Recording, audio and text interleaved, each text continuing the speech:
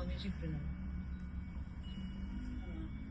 स्वामी जी, मेरा एक सवाल था कि जन्म और मृत्यु के बीच का जो समय होता है उसे हम जीवन कहते हैं, किंतु हमारे जीवन का उद्देश्य क्या है और हमारी जीवन यात्रा क्या है, इसके बारे में बहुत कंफ्यूजन है, तो आप बताइए थोड़ा। सोनिया जी, बहुत अच्छा सवाल है। और जितने भी व्यक्ति हैं, व्यक्ति मैं इसलिए बोल रहा हूँ, सभी हम लोग व्यक्ति हैं। व्यक्ति क्यों हैं, ये बात का विषय है। जानना चाहिए कि व्यक्ति क्यों हमें बोला जाता है। अभी आपका सवाल है कि जीवन का उद्देश्य क्या है और जीवन यात्रा क्या है जी, ये सबको जानना चाहिए। जब तक इसकी जानकारी नहीं होगी तब तक हम एक एक पल को एंजॉय नहीं कर पाएंगे, जी नहीं पाएंगे।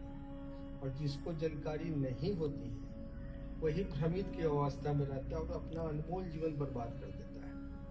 तो बिना जानकारी के, बिना ज्ञान के जीवन को सही तरीके से जिया नहीं जा सकता। बहुत लोग समझते हैं कि पैसे हैं, धन संपत्ति है, जी रहे हैं। तो जब तक उनके पास साधन का भरमार है, जब तक विपरीत परिस्थितियां उनके पास नहीं आ रही है, तब तक तो लगता है कि जीवन बहुत अच्छा है।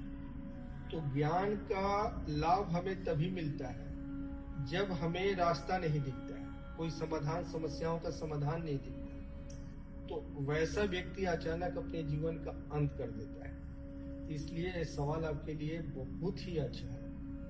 आपने बहुत अच्छा बोला कि जन्म और मृत्यु के बीच को जीवन कहते हैं जी। लेकिन जीवन का उद्देश्य क्या है?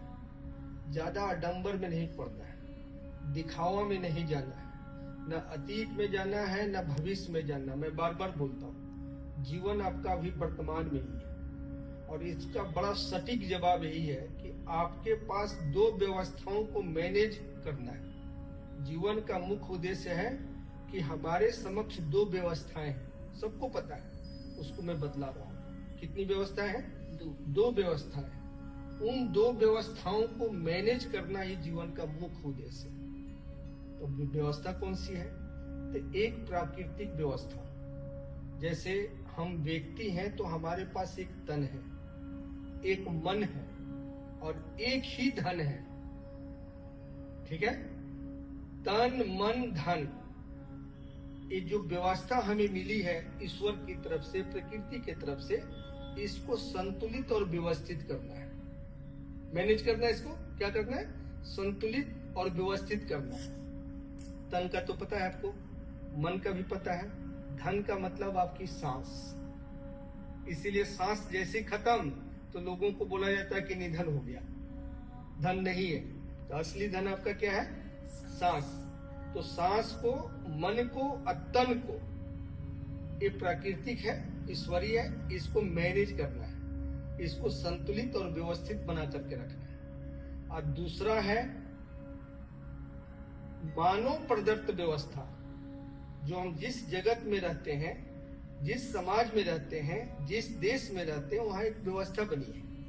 उस व्यवस्था में प्राकृतिक रूप से रहना, ठीक है ना? क्योंकि अलग अलग व्यवस्था है, तो उस व्यवस्था में प्राकृतिक रूप से रहना। इन दो व्यवस्थाओं को मैनेज कर लीजिए, यही जीवन का आपका उद्देश्य है। ठीक है? मोबाइल को बंद कर दीजिए।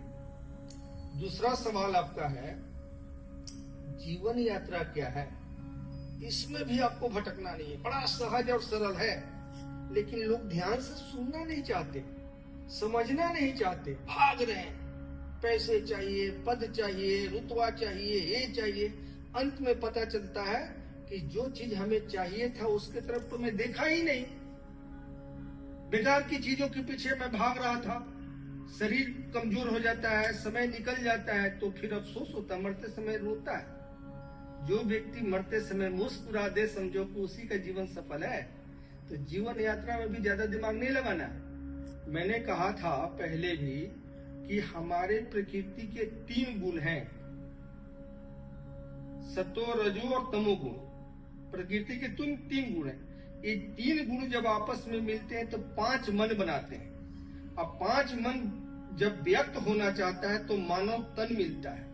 तो जब मन व्यक्त होना चाहेगा जिस तन के माध्यम से उसी तन को व्यक्ति कहते हैं, इसीलिए हम व्यक्ति हैं। यहाँ मन व्यक्त होता है तो 5 मन बन जाते हैं। तो 3 मन तो सबको पता है, सचेतन मन, अचेतन मन और अचेतन मन। तो सचेतन मन और अचेतन मन ये फिक्स है। अचेतन मन के 2 पार्ट हो जाते हैं, lower part of the subconscious mind, upper part of the subconscious mind. जितने प्राणी हैं सब सचेतन मन में हैं। तो मानव भी सचेतन मन से यात्रा करता है, और यात्रा करता है तो कहा जाता है lower part of the subconscious mind, फिर जाता है सबकॉन्शियस माइंड, फिर जाता है upper part of the subconscious mind, और फिर जाता है अचेतन मन। वही मोक्ष की प्राप्ति होती है। जब यहाँ से सफर करता है तो जो आम जीव है उससे मनुष्य बनता है, और धीरे धीरे वो कर्म करना शुरू करता है। कॉन्शियस माइंड में कर्म नहीं होता है, वो तो पहले से जो निर्धारित हो ही करता है। और ये भी कर्म भी हमारा भ्रम है, हम कर्म नहीं करते हैं, हम मन के अनुकूल जीते हैं, दृष्टा भाव साक्षी भाव में जीते हैं। लेकिन जिसको नहीं जानकारी है तो उनको बोला जाता है तुम कर्म कर रहे हो। कर्म व्यक्ति भी नहीं करता है, वो मन के हिसाब से चलता है। ठीक है, तो इसलिए जो यात्रा कॉन्शियस माइंड से लेकर के अनकॉन्शियस माइंड तक पहुंचता है, तो वो मन की यात्रा को ही हम अपना जीवन की यात्रा बोलते हैं, जहाँ मोक्ष की प्राप्ति होती है। आज इतना ही, बाकी बाद में बतला देंगे। बहुत बहुत धन्यवाद।